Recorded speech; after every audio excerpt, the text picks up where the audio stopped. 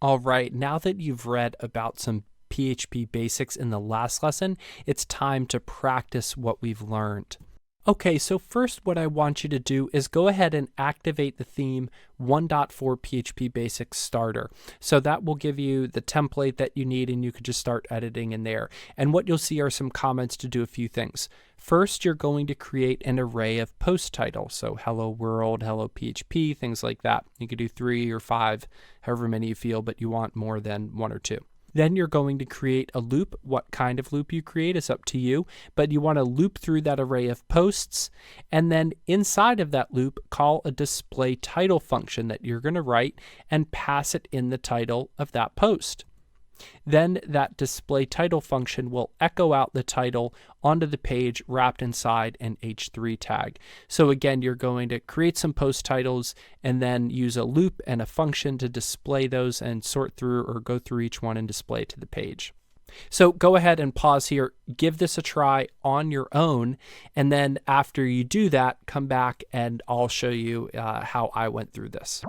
Okay, so hopefully you've had a chance to take a stab at this on your own.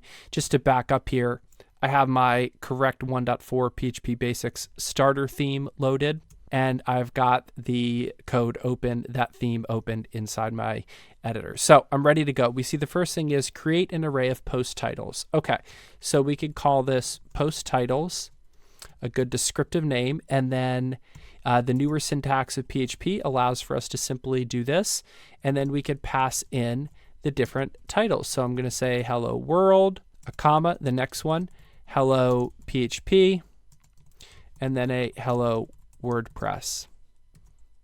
So we have those 3 titles there. They're saved into an array. So now we have to loop through these. You could either use a for loop, or I really like to use the for each. It's a little bit cleaner.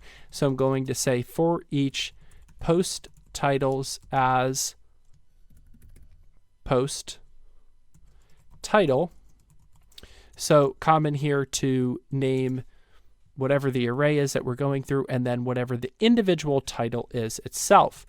Now the next step was to call the display post function. Okay, so let's throw that inside of our loop here. There we go. Call display post function and pass it inside the title. Okay, so that's simple enough. Display post, this is how I call a function, and then I pass the parameter of post title. So that is what I'm getting here. This code again is going to create the array. It's going to go through each one of these and then refer to each one as post title once it's inside the loop, and then I can call display post, which will echo that out. Now that doesn't actually do anything yet. Notice that this is all set up to receive the title as a parameter. However, it says here we have to echo out the H3 tag with the title inside. So let me show you 2 ways to do that. One, we could simply say echo, and then inside of quotation marks, double quotation marks, we could do this. So this is something new I didn't talk about before. If you're using double quotation marks, you could actually put a PHP variable inside of it, and this will work. If we change this, so I'm just going to select this text and change it into a single quote, this is just going to print $title. It's not actually going to work. So if we have double quotes, if we have double quotes like this, this will actually work. The other way we could do it is to use the concatenation we saw before. And which one of these is a better approach is open to debate. And as you get more into PHP, you'll be able to make these decisions. But for now, I'm just going to show you these 2 approaches, and I'm going to stick with this one if for only the reason that it will work whether these use single quotations or not. So I could change this, for example, and do that. It's always going to work. So we have our function set up. It's accepting the parameter. Let's go ahead and run our code and make sure that it works. Okay, so I come to my site and I see some errors, and this is very helpful. We're going to see a lot of errors when we're working with PHP. It's okay, but let's not be afraid of them. So what this is saying is there's an undefined function display posts, and it's right on line 31. So let's go back to our code and figure out why.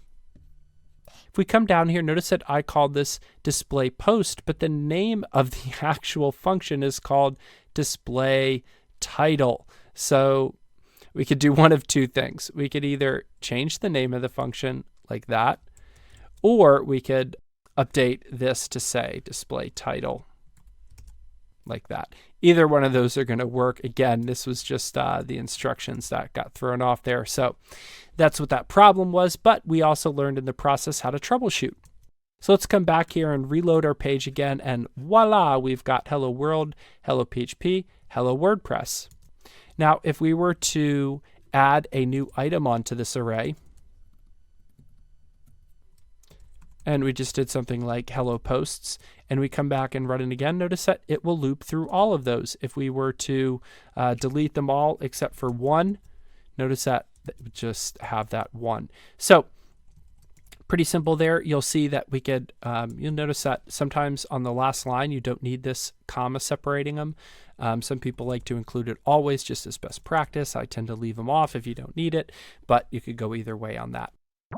So now we've covered some practice with PHP basics. Again, hopefully you tried that on your own first. If not, go back, play around, try adding some different items, creating the loop, working with the functions, all of that. Then in the next lesson, we're going to get into PHP coding standards. So you'll notice in PHP that there's more than one way to do things, and WordPress is opinionated about writing clean, easy to read code. And so there are some important things that we want to remember that are specific to WordPress and may also apply in general. So that's what we'll look at in the next lesson. But first, make sure you take that time to practice your PHP basics.